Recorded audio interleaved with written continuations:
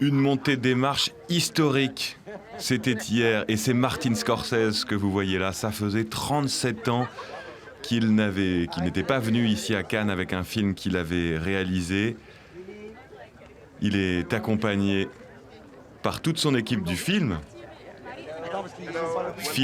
dont on a une date de sortie au cinéma le 18 octobre 2023. Martin Scorsese a reçu la Palme d'Or ici même pour Taxi Driver en 1976, un film qui avait créé le scandale. Vous voyez Leonardo DiCaprio.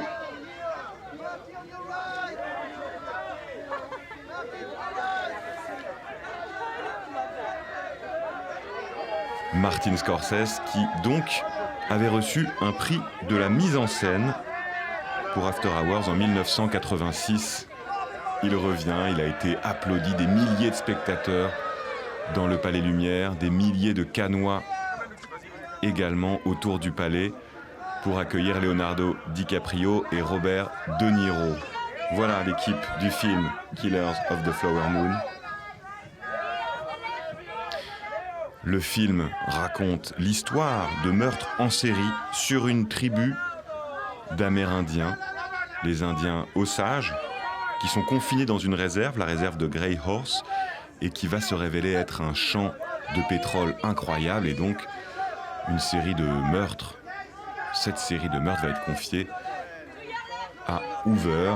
C'est la naissance du FBI. Regardez cette équipe, Martin Scorsese, bien sûr, Leonardo DiCaprio, Robert De Niro, Tatanka Means, Jesse Plemons.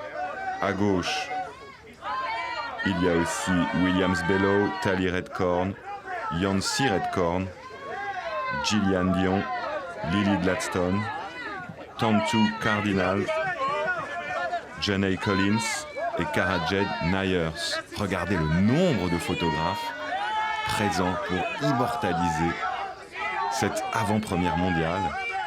Avant-première d'autant plus réjouissante que le film est produit par Apple TV.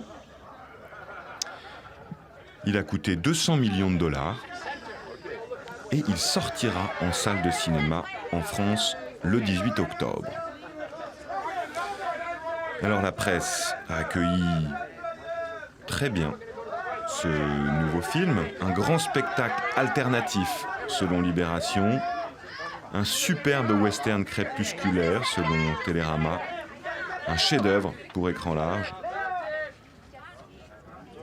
Si le film confirme le talent de son réalisateur Martin Scorsese, le long métrage souffre de sa longueur. Nuance le journal La Croix. Robert De Niro et Leonardo DiCaprio, c'est deux pièces du puzzle qui se retrouvent ici, puisque c'est deux parties importantes du cinéma de Martin Scorsese. Ils ont déjà joué ensemble une fois il y a très longtemps, les deux acteurs, mais c'est la première fois qu'ils se retrouvent dans un film de Martin Scorsese.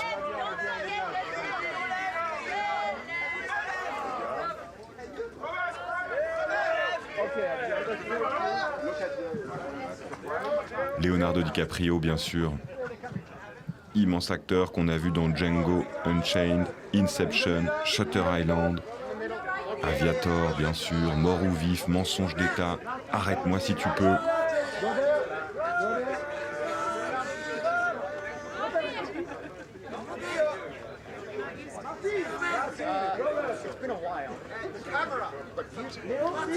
Martin Scorsese était déjà venu ici aussi pour présenter Mean Streets à la quinzaine des réalisateurs en 1973. Alors, on continue les photos.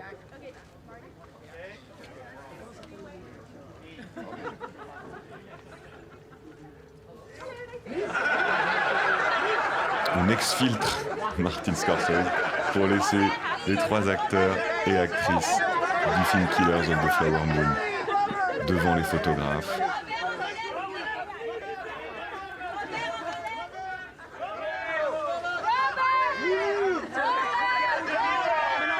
Observe le spectacle, Martin. Robert De Niro qui jouait bien sûr dans la Palme d'Or, vous savez, cet ancien vétéran du Vietnam qui revenait aux États-Unis et qui parcourait la ville de New York à travers son taxi.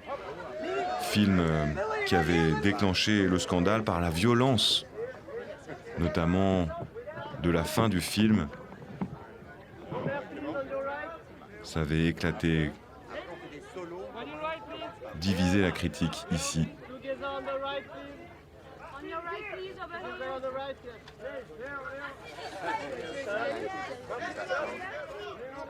Alors les deux acteurs, je vous le disais, ont joué déjà ensemble il y a 30 ans dans Blessure secrète, film de Michael Caton Jones en 93. L'aîné à l'époque battait l'adolescent, puisque DiCaprio était encore adolescent. Et ce qui est tout à fait intéressant aussi, c'est de se dire que pour DiCaprio, son rêve, c'était de devenir De Niro dans le cinéma de Scorsese. C'est la source de son inspiration, de son engagement. Voilà, quelque part, un rêve qui se produit. Robert De Niro, grand acteur qui a multiplié les transformations. Dans Raging Bull, par exemple, il a dû prendre 30 kilos et se former à la boxe. Il a appris le saxophone pour New York, New York.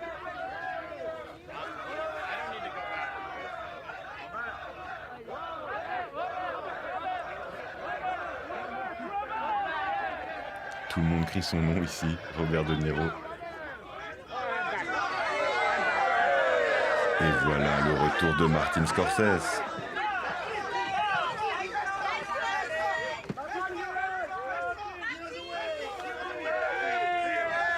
Cinéphile, cinéaste cinéphile qui a participé à la création de la Film Foundation en 1990 pour préserver les films de l'âge d'or hollywoodien dont il est fan.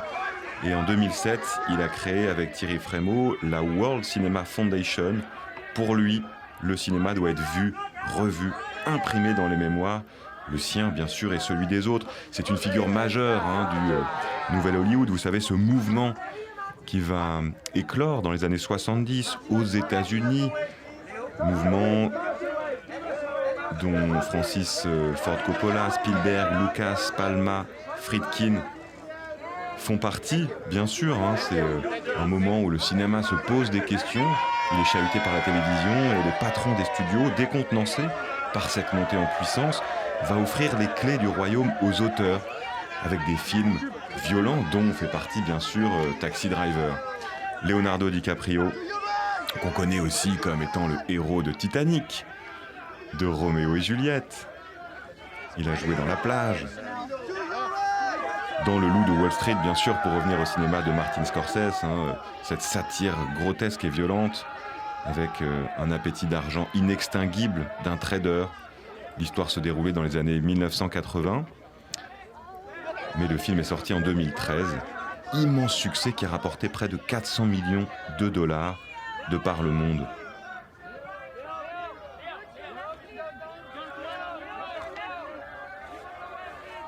DiCaprio, dont Scorsese dit qu'il partage le même goût pour les histoires. DiCaprio qui est aussi producteur de plusieurs des films de Scorsese. DiCaprio qui reste le dernier d'une génération d'acteurs à perpétuer le modèle d'autrefois, à savoir à travailler avec des grands metteurs en scène et plaire à la fois à un large public et à l'Académie des Oscars, pardon.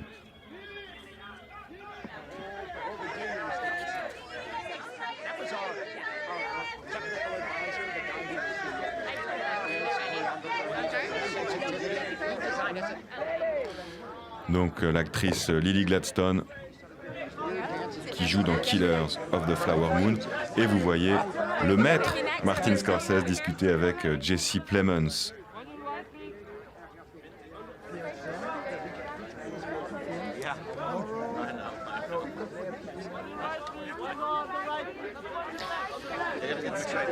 Il y a tout un tas de scandales qui irriguent la vie du cinéaste Scorsese, notamment lorsque Taxi Driver sort et présenté à Cannes en 1976.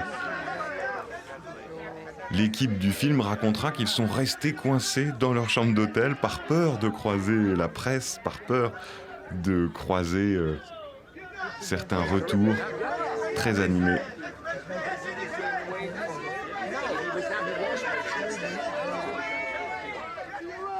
Ils étaient terrés au Cap d'Antibes et ne sortaient que vraiment lorsqu'il avait plus le choix. Il fuyait la presse, racontera Judy Foster. Jesse Plemons, ici.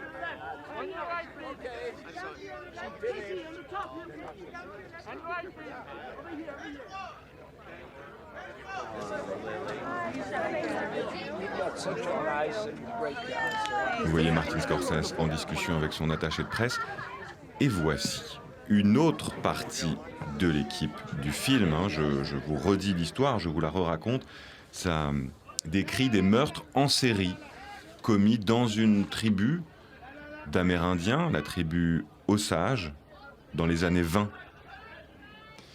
Et le film va marquer la naissance aussi du FBI, puisqu'on va confier l'enquête à Hoover. Meurtre en série qui se passe sur fond d'une réserve qui va se révéler être, bien sûr, un grand champ de pétrole. Donc ça va attiser les jalousies. Le film est long, plus de 3 heures. Une fresque, un western crépusculaire. Et c'est un regard que porte Martin Scorsese, un regard rétrospectif qu'il porte sur l'origine des États-Unis. Thème qu'il a déjà abordé d'autres manières. Dans d'autres films, c'est une obsession que de réinterroger cet héritage américain. Martin Scorsese et Thierry Frémaux, le délégué général du festival. Ils ont créé la World Foundation tous les deux en 2007 ici à Cannes pour préserver le cinéma mondial. Pour lui, Martin Scorsese, Cannes est une fenêtre pour le cinéma international. Assister au Festival de Cannes, dit-il, est une manière de se rassurer sur la capacité qu'a le cinéma à se régénérer. C'est ce que dit Martin Scorsese. Il n'oubliera jamais sa Palme d'Or, reçue en 1976, son prix de la mise en scène, reçu en 1986 pour After Hours. Merci. Le film est adapté d'un ouvrage signé David Grann, un journaliste américain. De Jean-Pierre Vincent. Il est ici depuis, je ne vais même pas le dire. Le délégué général qui rend hommage à l'attaché de presse historique de Martin Scorsese. C'est l'homme qui a travaillé avec tous les plus grands films américains et spécialement une fidélité pour Marty, pour Léo. Jean-Pierre Vincent, que vous voyez ici, attaché de presse du film. Jean-Pierre, is this last time?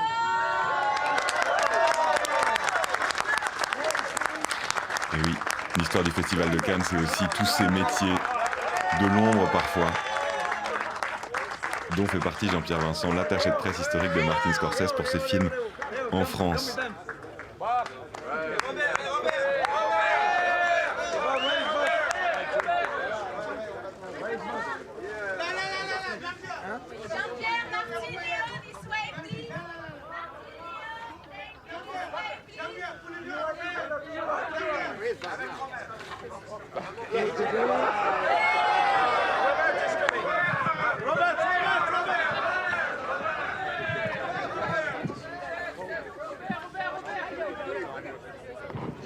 Elle l'a bloqué. Robert De Niro qui file.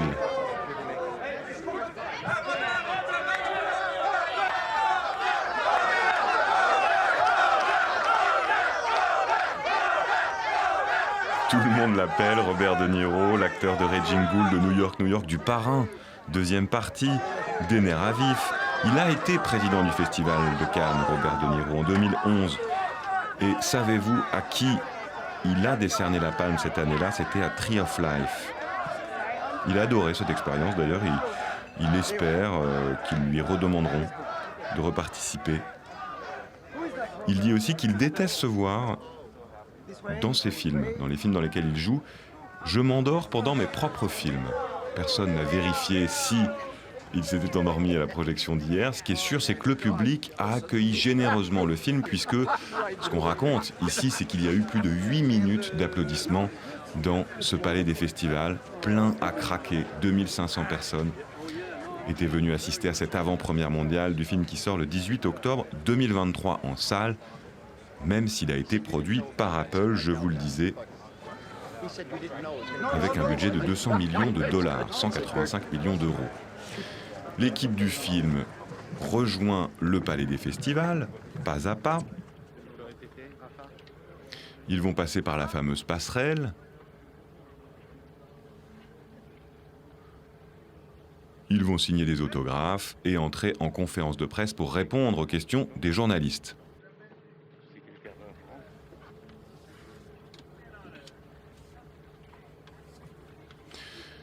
Le Festival de Cannes, pour ceux qui ne sont pas à Cannes, c'est toujours l'occasion de revoir ou de voir les films des réalisateurs présentés. On ne saurait trop vous conseiller que de vous replonger, que de réviser votre Scorsese.